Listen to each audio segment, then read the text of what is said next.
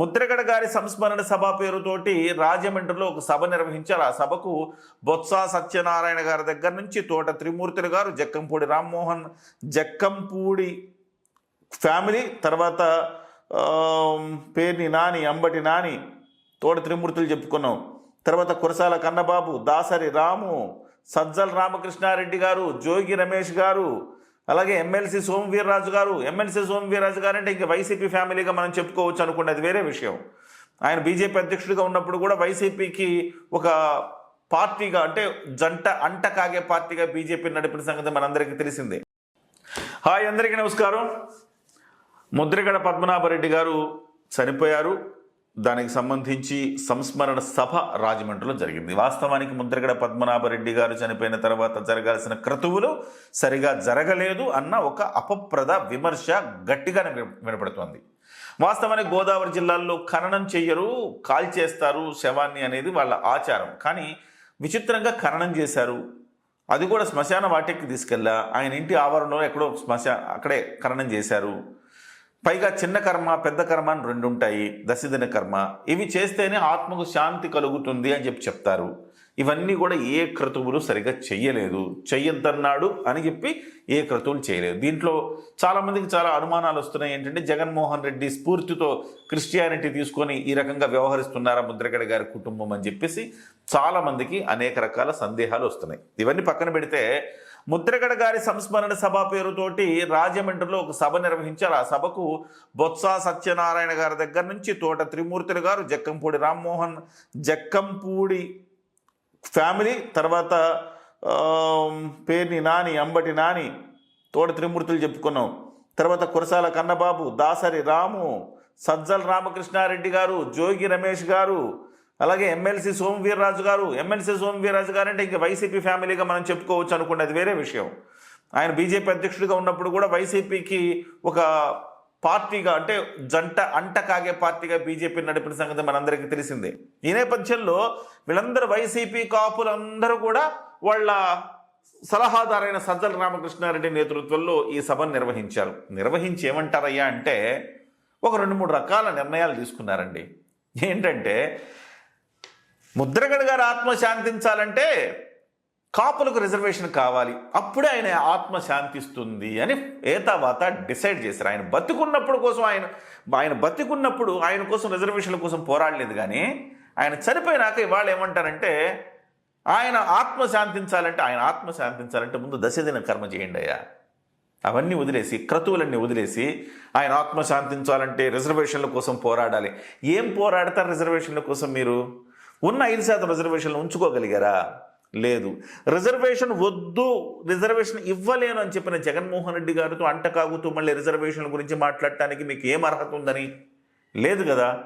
మళ్ళీ వాళ్ళు ఎందుకు ఈ నాటకం మళ్ళీ షూరు చేశారు? సో పైగా విజయవాడలో ఒక భారీ బహిరంగ సభ పెడతారట. తద్వారా కాపు యువతను కూడా కడతారట. ఏం చేయాలని మళ్ళీ ఈసారి? మొన్న రైలు ఘటన జరిగింది, తుని ఘటన జరిగింది. మళ్ళీ ఇంకోసారి ఏం చేయాలని మీరందరూ ఈ రకమైన కార్యక్రమం రూపొందిస్తూ ఉన్నారు? ఖచ్చితంగా ఇందులో కుట్రపూరితమైన కార్యక్రమం ఇది. నిజంగా మీరు జనానికి ఒక క్లారిటీ ఇవ్వాలి, కాపు యువతకు క్లారిటీ ఇవ్వాలి. మీరు వైసీపీ ఇవ్వనందో రిజర్వేషన్, ఆ వైసీపీ పార్టీలో ఉంటూ మీరు ఎట్లా రిజర్వేషన్ల కోసం పోరాడతారు? నిజంగా మీకు చీము నెత్తురు ఉంది, మాట మీద నిలబడతాము, ఒక పార్టీకి ఉడిగం చేయట్లేదు, జగన్మోహన్ రెడ్డి గారి డైరెక్షన్లో నడవట్లేదని మీకు అనుకుంటే మీరు కాపు యువతకు మీరు ఇవ్వాల్సిన క్లారిటీ ఏంటో తెలుసా? ముందు కాపు అంటే ఈ కాపులందరూ సో కాల్డ్ కాపులు అని చెప్పుకొని రాజకీయం చేస్తుంటారు కదా, వీళ్ళందరూ కూడా వైసీపీ పార్టీని వీడి కుల పోరాటం చెయ్యండి. ఆ కుల పోరాటం చేస్తే పార్టీల్ని లాబియింగ్ చేయండి, కుల పోరాటం చేయండి, అప్పుడు సాధ్యమైంది. అంతే తప్ప మేము వైసీపీలోనే ఉంటాము, మేము తప్పెట్లు కొడతాం, తాళాలు కొడతాం, ముద్రగడ గారి పేరు చెప్పి ఇప్పుడు మళ్ళీ రచ్చరంబలో చేస్తాము అంటే ఇక్కడ ఎవరు కాపు యువత ఎవరు అంత అమాయకంగా లేరండి. వీళ్ళకంట సరే ముద్రగడ గారి విగ్రహం ఏర్పాటు చేయాలి, చేసుకోండి, ఇబ్బంది ఏం లేదు. దానికి ప్రభుత్వం కూడా ఏమీ ఇబ్బంది పెట్టే అవకాశం లేదు. ఖచ్చితంగా ముద్రగడ గారి విగ్రహం, కాంస్య విగ్రహాన్ని ఏర్పాటు చేసుకోండి. సో అట్లా కాకుండా రిజర్వేషన్ల కోసం పోరాడతాం, విజయవాడలో భారీ బహిరంగ సభ ఏర్పాటు చేస్తాం, తద్వారా రచ్చలు రావణ కాష్టంలాగా మళ్ళీ తయారు చేస్తాం ఈ రాష్ట్రాన్ని, శాంతి భద్రతల సమస్యను సృష్టిస్తాం, కాపుల్లో ఒక చీలికి తెచ్చేందుకు ప్రయత్నం చేస్తాం, వైఎస్ఆర్సీపీకి లబ్ధి చేకూరుస్తాం, జగన్మోహన్ రెడ్డి గారిని మళ్ళీ ముఖ్యమంత్రి చేయడం కోసం కాపుల్ని వాడుకుంటామంటే తరిమి తరిమి తరిమి తరిమి కొడతారు. ఈసారి మామూలుగా చేతులతో కాదు, తరిమి తరిమి కొడతారు మీ అందరినీ. అసలు ఏం అర్హత ఉందని మీరందరూ మాట్లాడతారు. 5% రిజర్వేషన్ ఉండింది, మీరేమైనా కాపాడుకోగలిగారు? 2019 తర్వాత అధికారంలోకి వచ్చిన తర్వాత 5% రిజర్వేషన్ వచ్చింది కదా బ్యాక్వర్డ్ క్లాసెస్కి ఇచ్చేది. దాన్ని 5% రిజర్వేషన్ తెలుగుదేశం పార్టీ ఉన్నప్పుడు దానికి మొత్తం కావాల్సినవన్నీ చేసింది కదా, మీరు ఎందుకు వాడుకోలేకపోయారు? మరి వైసీపీ అధికారంలో ఉన్న 5 ఏళ్ల పాటు రిజర్వేషన్ మాట ఎందుకు ఎత్తలేదు? అది ముద్రగడ గారు కావచ్చు, వైసీపీ వైసీపీ కాపు నాయకులందరూ కూడా ఎందుకు లిఫ్ట్ చేయలేదు ఆ అంశాన్ని? పోనీ 2,000 కోట్ల రూపాయలు ప్రతి సంవత్సరం ఇస్తానన్నాడు కదా, అంటే 10,000 కోట్ల రూపాయలు ఇవ్వాలి కదా కాపు కార్పొరేషన్కి. ఎన్ని వేల కోట్లు ఇచ్చారు కాపు కార్పొరేషన్కి? ఎంతమందికి లబ్ధి చేకూర్చారు కాపు కార్పొరేషన్కి చెప్పే ధైర్యం మీకు ఎవరికైనా ఉందా? లేదు కదా. అంటే బొక్కలన్నీ మీ చుట్టూతో పెట్టుకుంటారు, కాపులు మాత్రం రాజకీయంగా వాడుకోవాలని చూస్తూ ఉంటారు. ఈవెన్ ముద్రగడ పద్మనాభరెడ్డి గారు కూడా ఆయనకి పదవి లేనప్పుడు మాత్రం కాపులు గుర్తొస్తారు, కాపుల కోసం ఉద్యమం అంటారు, సడన్గా మధ్యలో వదిలేసి వెళ్ళిపోతారు. అసలు ముద్రగడ పద్మనాభం గారు కాపు నాయకుడా, లేకపోతే కుల నాయకుడా, లేకపోతే రాజకీయ నాయకుడా? ఆయన కూడా తెలియదు. ఆయన కూడా కన్ఫ్యూషన్, పెద్ద కన్ఫ్యూషన్. ఆయన కాపు నాయకుడా, లేకపోతే కుల నాయకుడా, లేకపోతే ఈ రాజకీయ నాయకుడు అనేది తెలియదు. ఆయన తేల్చుకోలేకపోయాడు. ఆయనకు అవకాశం ఉన్నప్పుడు మాత్రం పదవులు అనుభవిస్తాడు. అవకాశాన్ని అంటే పదవులు అనుభవిస్తాడని దానికి కూడా లేదు ఆయన. ఎందుకంటే ఆయనకి ముక్కుసూటి మనిషి ఎక్కడ కోపం వచ్చినా గబుక్కున అలిగి వచ్చేస్తాడు. ఉద్యమంలో కోపం వస్తే ఉద్యమాన్ని ఆపేసి అలిగి వెళ్ళిపోతాడు. ఏం చేశాడు అంటే కన్స్ట్రక్టివ్గా ఈ పని చేశాడు ముద్రగడ అని చెప్పడానికి ఏమైనా ఉందా? సో కాపుల కోసం ఉవ్వెత్తున ఉద్యమాన్ని అయితే రెచ్చగొట్టాడు, కానీ ఈ కన్స్ట్రక్టివ్గా ఈ పని చేశాడు. ఈ పని చేయడం వల్ల ఈ ఫలితాలు వచ్చాయని మనం చెప్పారా? లేదు కదా. సో కాబట్టి ఆలోచించాల్సింది ఏంటంటే కాపు యువత కూడా చాలా జాగ్రత్తగా ఉండాలి. జగన్మోహన్ రెడ్డి గారి గేమ్లో జగన్మోహన్ రెడ్డి గారు తన తండ్రి గారు చనిపోయిన తర్వాత సంతకాల సేకరణ చేశాడు.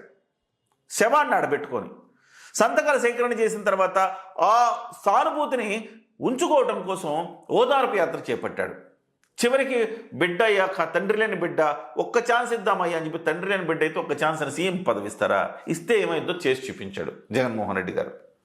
ఇవాళ చాలా జాగ్రత్తగా ఉండాలి. ఈ కాపు నాయకుడు సోకాల్డ్ కాపు నాయకులు అని చెప్పుకుంటుంటారు కదా, వీళ్ళు నిజంగా మీకు ఇంతకుముందు చెప్పినట్టుగా దమ్ము, ధైర్యం, నిజాయితీ, నిబద్ధత లాంటివి ఏమన్నా ఏడిచి చస్తే బొత్స సత్యనారాయణ గారు కావచ్చు, తోట త్రిమూర్తులు గారు కావచ్చు, అంబటి కావచ్చు, పేర్ని కావచ్చు. అంబటి అయితే నేను నా జీవితం మొత్తం నేను మోస్తానంటాడు. జగన్మోహన్ రెడ్డి గారి పల్లకినే నేను జీవితం మొత్తం మోస్తానంటాడు. పేర్ని నాని అయితే నేను ఒక బంటుగా ఉంటాను, ఒక బంట్రోతులాగా నేను అక్కడ పడి ఉంటాను జగన్మోహన్ రెడ్డి కాళ్ళ దగ్గర అంటారు. మీరు మళ్ళీ కాపు నాయకులు అని చెప్పుకునే సిగ్గుండాలయ్యా నాయన ఎవరికైనా.